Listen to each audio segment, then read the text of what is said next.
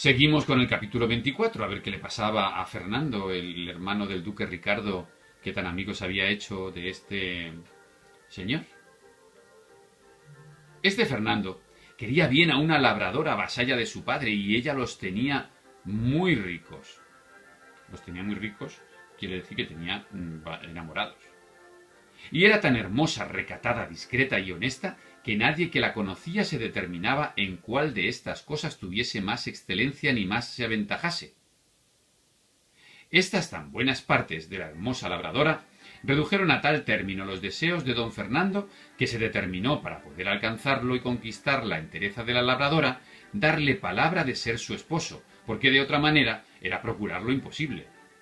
Yo, obligado de su amistad, con las mejores razones que supe y con los más vivos ejemplos que pude, procuré estorbarle y apartarle de tal propósito, pero viendo que no aprovechaba, determiné de decirle el caso al duque Ricardo, su padre.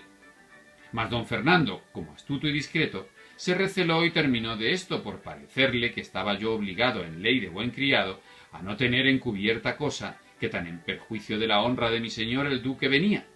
Y así, por divertirme y engañarme, me dijo que no hallaba otro mejor remedio para poder apartar de la memoria la hermosura que tan sujeto le tenía que el ausentarse por algunos meses, y que quería que la ausencia fuese que los dos nos viniésemos en casa de mi padre, con ocasión que darían al duque, que venía a ver y a feriar unos muy buenos caballos, a feriar quiere decir a la feria de la compraventa, que en mi ciudad había, que es madre de los mejores del mundo. Apenas le oí yo decir esto cuando, movido de mi afición, aunque su determinación no fuera tan buena, la aprobara yo por una de las más acertadas que se podían imaginar, por ver cuán buena ocasión y coyuntura se me ofrecía de volver a ver a mi Lucinda, claro, si volvían otra vez a su casa. Con este pensamiento y deseo, aprobé su parecer y esforcé su propósito, diciéndole que lo pusiese por obra con la brevedad posible, porque en efecto la ausencia hacía su oficio a pesar de los más firmes pensamientos. O sea, que la distancia hacía su oficio, o sea, que poco a poco se le iba olvidando por muy firmes pensamientos que tuviera. Por eso quería volver. Ya, cuando él me vino a decir esto, según después se supo, había gozado a la labradora con título de esposo y esperaba ocasión de descubrirse a su salvo, temeroso de lo que el duque, su padre, haría cuando supiese su disparate. Vamos, que se la había tirado, diciéndole que se iba a casar con ella, se había tirado a la labradora. Sucedió, pues, que como el amor en los mozos por la mayor parte no lo es, sino apetito, claro, que es más deseo sexual que amor, el cual, como tiene por último fin el deleite, en llegando a alcanzarle, se acaba. Bicha feita, bicha morta, dicen los portugueses. Una vez que lo has conseguido ya no te interesa. Y ha de volver atrás aquello que parecía amor, porque no puede pasar adelante del término que le puso naturaleza, el cual término no le puso a lo que es verdadero amor. Quiero decir que así como don Fernando gozó a la labradora, que se la tiró, se le aplacaron sus deseos y se resfriaron sus ahincos. Y si primero fingía quererse ausentar por remediarlos, ahora de veras procuraba irse por no ponerlos en ejecución. Diole el duque licencia y mandóme que le acompañase. Vinimos a mi ciudad, recibióle mi padre como quien era, vi yo luego a Lucinda, tornaron a vivir mis deseos, aunque no habían estado muertos ni amortiguados, de los cuales di cuenta por mi mal a don Fernando, ay, que me temo lo peor, por parecerme que en la ley de la mucha amistad que mostraba, yo no debía encubrir nada. Alabéle la hermosura, donaire y discreción de Lucinda, de tal manera que mis alabanzas movieron en él los deseos de querer ver doncella de tantas buenas partes adornada. Cumplíselos yo,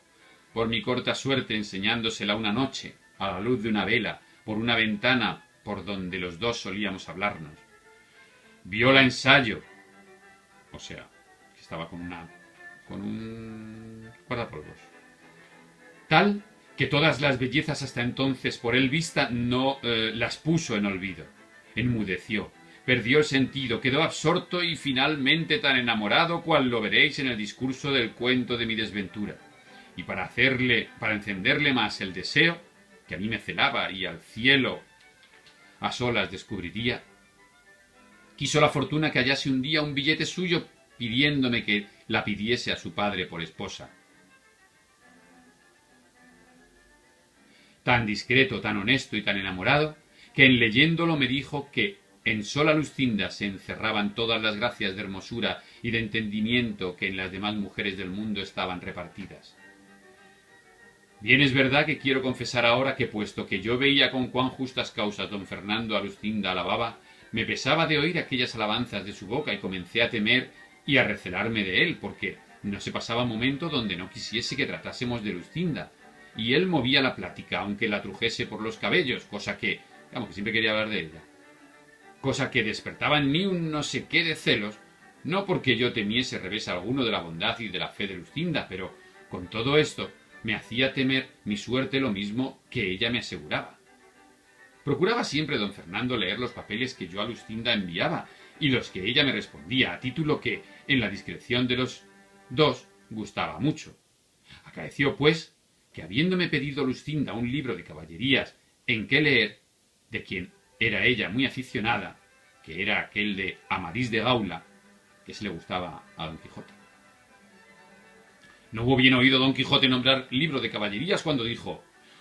con que me dijera vuesa merced al principio de su historia que su merced la señora Luscinda era aficionada a libros de caballería, no fuera menester otra exageración para darme a entender la alteza de su entendimiento, porque no le tuviera tan bueno como vos, señor, le habéis pintado, si careciera del gusto de tan sabrosa leyenda. Así que para conmigo no es menester gastar más palabras en declararme su hermosura, valor y entendimiento, que con solo haber entendido su afición, la confirmo por la más hermosa y más discreta mujer del mundo. Para don Quijote, con que le gustara el libro de caballería, ya era lo máximo. Y quisiera yo, señor, que vuesa merced le hubiera enviado junto a Amadís de Gaula al bueno de don Rugel de Grecia, que yo sé que gustará a la señora Luscinda mucho de Daraida y Garaya,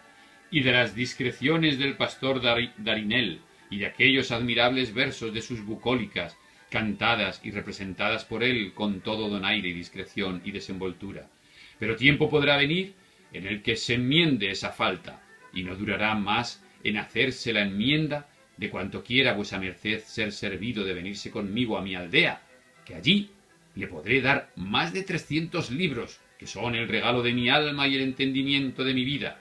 aunque tengo para mí que ya no tengo ninguno, merced a la malicia de malos y envidiosos encantadores. Y perdóneme vuesa merced el haber contravenido a lo que prometimos de no interrumper su plática,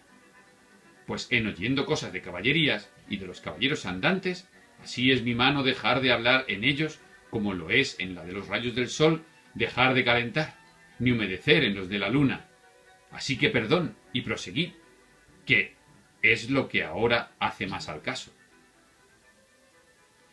En tanto que don Quijote estaba diciendo lo que queda dicho, se le había caído a Cardenio la cabeza sobre el pecho, dando muestras de estar profundamente pensativo. Y puesto que 2 veces le dijo don Quijote que prosiguiese su historia, ni alzaba la cabeza ni respondía palabra, pero al cabo de un buen espacio se levantó y dijo: no se me puede quitar del pensamiento, ni habrá quien me lo quite en el mundo, ni quien me dé a entender otra cosa, y sería un majadero el que lo contrario entendiese o creyese, sino que aquel bellaconazo del maestro Elisabat estaba mancebado con la reina Madasima. O sea, que ahora se pone a hablar de otra cosa, se pone a hablar de lo que aparecía en los libros de caballería. Eso no, voto a tal, respondió con mucha cólera don Quijote, y arrojóle como tenía de costumbre. Y esa es muy gran malicia o bellaquería, por mejor decir. La reina Madasima fue muy principal señora, y no se ha de presumir que tan alta princesa se había de amancebar con un sancapotras, y quien lo contrario entendiere, miente como un gran bellaco, y yo se lo daré a entender a pie o a caballo armado o desarmado, de noche o de día, y como más gusto le diere. Estábale mirando Cardenio muy atentamente, al cual ya había venido el accidente de su locura, y no estaba para proseguir su historia, ni tampoco don Quijote se la oyera, según le había disgustado lo que de Madasima le había oído. Extraño caso que así volvió por ella, como si verdaderamente fuera su verdadera y natural señora. Tal le tenían sus descomulgados libros. Vamos, que estaban a cual más loco uno del otro. Digo pues que como ya Cardenio estaba loco y se oyó tratar del mentís y de bellaco, o sea, de mentiroso y de bellaco, con otros denuedos semejantes, parecióle mal la burla, y alzó un guijarro que halló junto a sí y dio con él en los pechos tal golpe a Don Quijote que le hizo caer de espaldas. Sancho Panza, que de tal modo vio parar a su señor, arremetió al loco con el puño cerrado y el roto le recibió de tal suerte que con una puñada dio con él a sus pies, y luego le subió sobre él y le brumó las costillas muy a su sabor. El cabrero que le quiso defender corrió el mismo peligro, y después que los tuvo a todos rendidos y molidos, los dejó y se fue con gentil sosiego a emboscarse en la montaña. Vamos, que le dio una paliza. Levantóse Sancho, y con rabia que tenía de verse aporreado tan y sin merecerlo, acudió a tomar la venganza del cabrero, diciéndole que él tenía la culpa de no haberles avisado que aquel hombre le tomaba a tiempos la locura, que si esto supieran,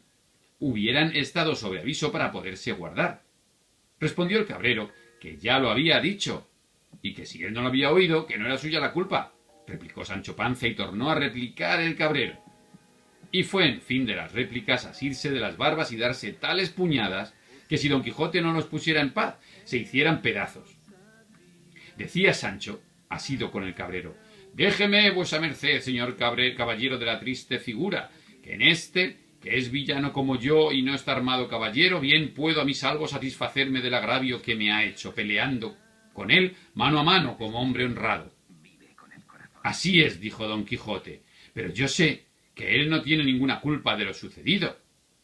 Con esto los apaciguó y Don Quijote volvió a preguntar al cabrero si sería posible hallar a Cardenio, porque quedaba con grandísimo deseo de saber el fin de la historia. Díjole el cabrero lo que primero le había dicho, que era no saber de cierto su manida, pero que si anduviese mucho por aquellos contornos, no dejaría de hallarle o cuerdo o loco. O sea que Cervantes va metiendo así, como que va interrumpiendo las historias para que no se hagan muy pesadas, tipo las series actuales, que van cambiando de una historia a otra, para tenernos así entretenidos, pero también nosotros estamos interesados en saber cómo acaba la cosa.